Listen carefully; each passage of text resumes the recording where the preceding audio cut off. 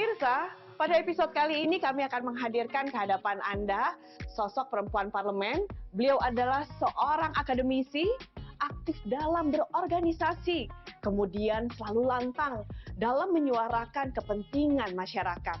Nah, awal karir beliau pada saat masuk ke dunia politik ini dimulai pada saat beliau menjadi anggota DPRD Provinsi DKI Jakarta. Dan pada tahun 2019, beliau terpilih menjadi anggota DPR RI daerah pemilihan DKI Jakarta II. Siapa ya sosok perempuan parlemen kali ini? Ikuti terus Perempuan Parlemen.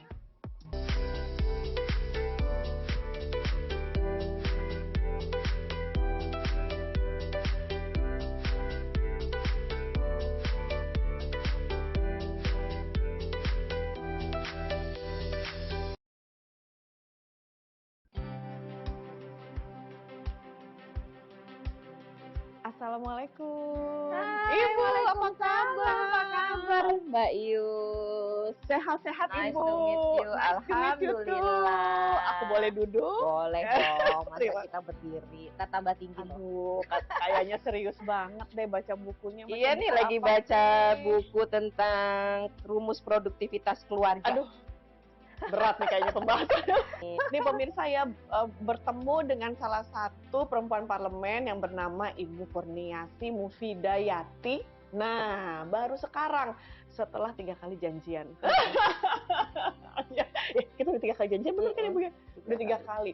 Ternyata memang kan ada yang bilang, Ibu tuh paling seneng ya, favoritnya kalau nggak masak, baca buku. Nah, ditemuinnya emang beneran lagi baca buku. Iya, soalnya baca buku itu buat keseimbangan otak kanan dan otak kiri kita. Nah, Kalau terlalu serius itu kan otak kirinya jalan terus tuh harus diimbangi tapi ada nggak tipe-tipe buku yang memang bisa menyeimbangkan nih antara misalnya otak kanan dan otak kiri? Iya, buku-buku yang ringan. Oh, buku-buku ringan. Ya, kayak dulu aku paling suka tuh semua seri 5 sekawan tuh aku baca habis. Oh, Terus kayak gitu. buku-buku Agatha Christie itu. Pokoknya Ternyata, novel-novel yang ternyata. bikin kita bisa melihat sisi lain kehidupan dunia gitu Ternyata loh. penggemar novel Agatha Christie. Wah, seru nih kayaknya kalau misalnya ngobrol sama Ibu. Tapi ya, kan kalau Ius juga kan mengetahui pengalaman Ibu sebelum masuk ke DPR tingkat pusat, DPR RI. Sebelumnya kan di DPRD Di Provinsi DKI DKI Jakarta. Jakarta. Itu kalau kita bicara perjuangan seorang perempuan menjadi anggota DPRD aja, itu kan nggak mudah. Apa sih yang dipersiapkan saat itu? Sebenarnya awal ceritanya karena saya ditugaskan oleh PKS. Kalau di PKS itu kan menjadi anggota parlemen itu adalah penugasan ya, artinya Iya. bukan karena kita mencalonkan diri, Oh. tapi ditugaskan karena kita Iya. pengurus Iya. partai pada saat itu, ditugaskan untuk berjuang di DPRD Provinsi DKI Jakarta ya, karena memang saya melihat ada kesempatan untuk bisa berbakti bagi umat dan bangsa melalui parlemen.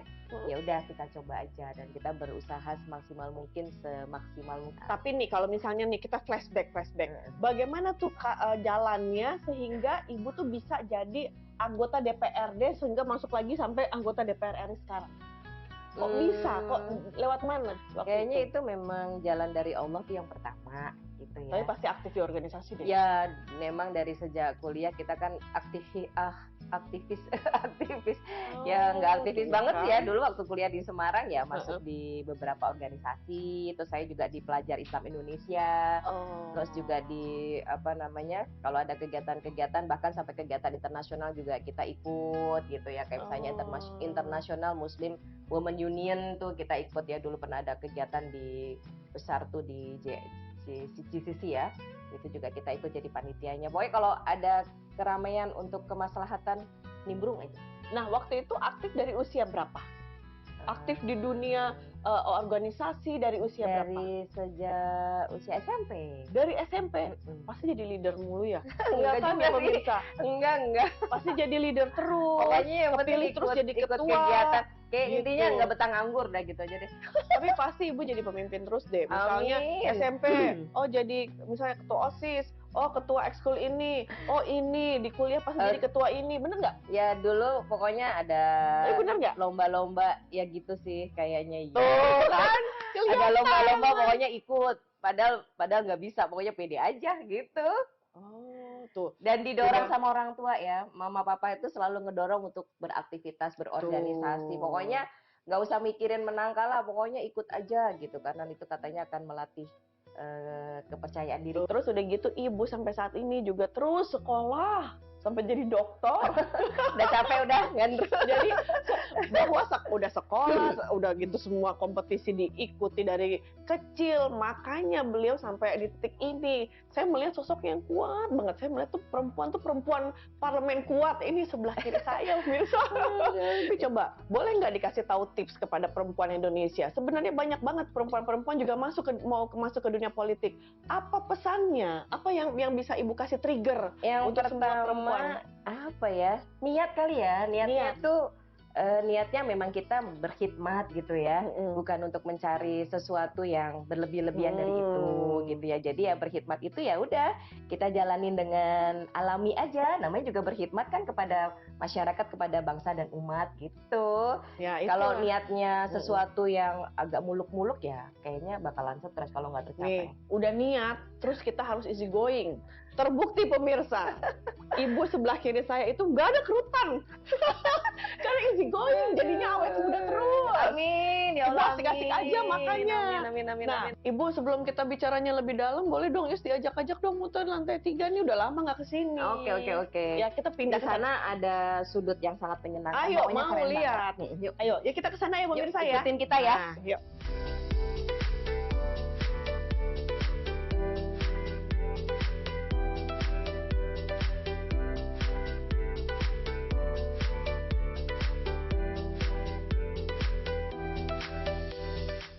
Pemirsa, saya diajak sama Ibu Kurniasi masuk ke, ini namanya lounge. Iya. Apa nama ruangan ini, Bu? Lounge Better Together. Lounge Better Together. Biar ada kebersamaan. Biar ada kebersamaan tuh. Kehangatan penuh dengan kehijauan, sejuk, nyaman. Wah, lengkap kan, makanya tuh ditulis jelas Better Together. Ternyata ini mengedepankan kebersamaan kita, makanya ibu kan orangnya hangat banget. Betul. Padahal baru ketemu loh pemirsa. Tapi saya itu benar-benar baru kali ini bertemu dengan salah satu perempuan parlemen dari fraksi PKS yang benar-benar seorang perempuan yang lantang. Nggak boleh nyebutin usia, rahasia, tapi gayanya, semangatnya, semuanya itu seperti usia kepala 4. Boleh kayaknya kacamatanya mesti tukeran deh, Mbak. Enggak. Kita udah kepala 5 soalnya. Ini soalnya fakta. Ini udah kepala 5. Pokoknya udah banyak di belakangnya tuh udah banyak buntut. Udah punya cucu. Jangan salah, udah punya cucu juga loh. Udah punya cucu, Bu. Jadi udah nenek-nenek. Sempat saya baca di Instagram beliau. Maaf nih jadi browsing nih, Bu ya. Bilang bahwa pokoknya yang namanya pekerja migran itu harga mati. Iya dong. Kenapa? Itu warga Sampai ada negara tulisan Indonesia, Mbak. Warga negara Indonesia, sedara sedaging sama kita di Indonesia, harus dijaga, dilindungi, punya hak yang sama, dilindungi oleh Undang-Undang Dasar Negara Kesatuan Republik Indonesia tahun 1945 dan dilindungi sama Pancasila juga. Jadi punya hak yang sama. Cuma nih kayak termarginalkan gitu dan kayak terabaikan gitu karena nggak di depan mata.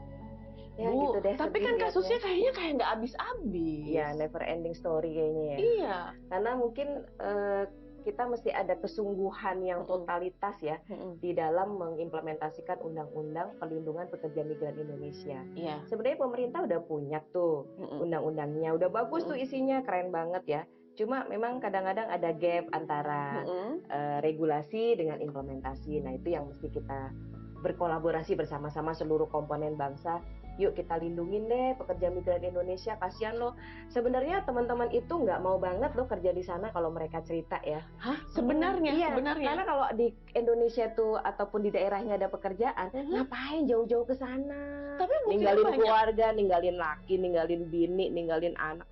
Tapi kenapa kenyataannya banyak sekali warga negara Indonesia malah bekerja ke luar negeri dengan iming-iming misalnya gajinya lebih besar, jauh lebih besar. Bahkan ngebela-belain jadi PMI ilegal. Iya. Kenapa? Unprocedural.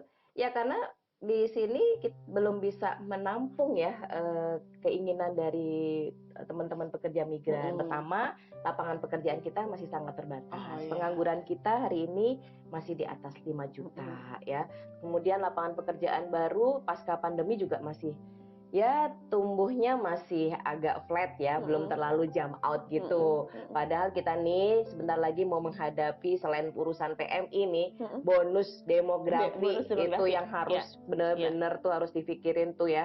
Lapangan pekerjaan tuh harus ada loh. Kalau nggak tuh aduh nggak kebayang deh gimana ya.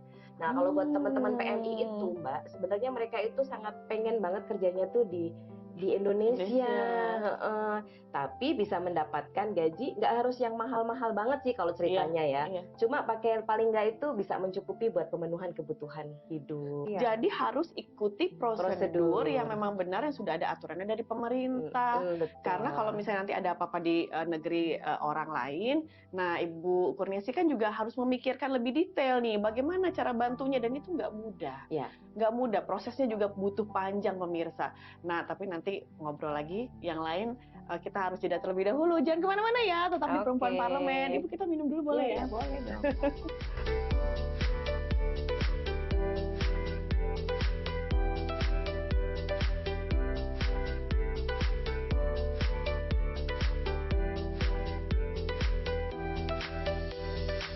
PMI harga mati, pasti ada sesuatu deh. Dulunya punya cerita atau punya kesan atau punya pengalaman yang berkaitan sehingga Ibu sampai menulis di Instagram, di sosial media Ibu, PMI harga mati. Ya, saya udah ngelihat dengan mata kepala saya sendiri ya bagaimana teman-teman PMI itu banyak yang tidak terlindungi, banyak yang akhirnya dibohongin. Terus yang kenapa harus harga mati itu banyak yang akhirnya terjebak dalam trafficking korban, TPP. Waduh, sedih banget. Sampai ada yang menjual beli organ gitu loh. Aduh, pokoknya tuh serem deh kalau dengerin cerita teman-teman yang undocumented itu ya, gitu. Makanya kita terus melakukan dorongan kepada pemerintah dan mengajak berkolaborasi seluruh komponen masyarakat. Yuk sama-sama deh kita jagain, kita lindungin, kita proteksi teman-teman pekerja migran Indonesia. Karena teman-teman ini juga warga negara Indonesia, saudara kita juga sebangsa dan setanah air gitu ya. Artinya jangan ada pembedaan dong. Dan Mbak, yang paling kenapa juga harga mati coba. Sebenarnya PMI itu penghasil devisa terbesar kedua. Apa sih yang memang nanti kita tuh sebagai perempuan dengan posisi seperti Ibu sekarang yang bisa dilakukan untuk pekerja migran Indonesia? Apa juga yang sudah pernah dilakukan? Ya, pekerja migran Indonesia itu rata-rata sebagian besar perempuan. Yang di Hong Kong, sebagian besar perempuan. Yang di Hong Kong itu sebagian besar perempuan, ya. Kemudian yang di Malaysia juga yang bekerja sebagai asisten rumah tangga itu juga sebagian besar perempuan. Jadi kayaknya sesama perempuan kalau nggak saling lindungin dan ngejagain tuh kayak gimana gitu loh gitu. Sense-nya beda gitu ya. Jadi kita memang harus melindungi dan harus benar-benar harga mati untuk melindungi pekerja migran Indonesia. Nah, apa yang kita perjuangkan di Komisi 9, kita bermitra dengan BP2MI, kita bermitra dengan Kementerian Tenaga Kerja, kita juga bermitra dengan BPJS Ketenagakerjaan ya. Ini adalah 3 stakeholder yang bisa ikut kontribusi di dalam perlindungan pekerja migran Indonesia. BPJS Tenaga Kerja itu bisa melibatkan teman-teman pekerja migran sebagai peserta BPJS Tenaga Kerja supaya mendapatkan manfaat ketika mereka kecelakaan kerja, itu ada manfaatnya. Kemudian ketika mereka pensiun nanti, tunjangan hari tua mereka bisa ya ada manfaat yang mereka dapatkan. Nah, Kementerian Tenaga Kerja sebagai regulator, ya ini ujung tombaknya ya harus bikin regulasi-regulasi yang benar-benar melindungi. Maju terus perempuan Indonesia. Sampai jumpa. Semangat perempuan Indonesia. Semangat. Ibu terima kasih. Makasih, thank you. Ibu keren.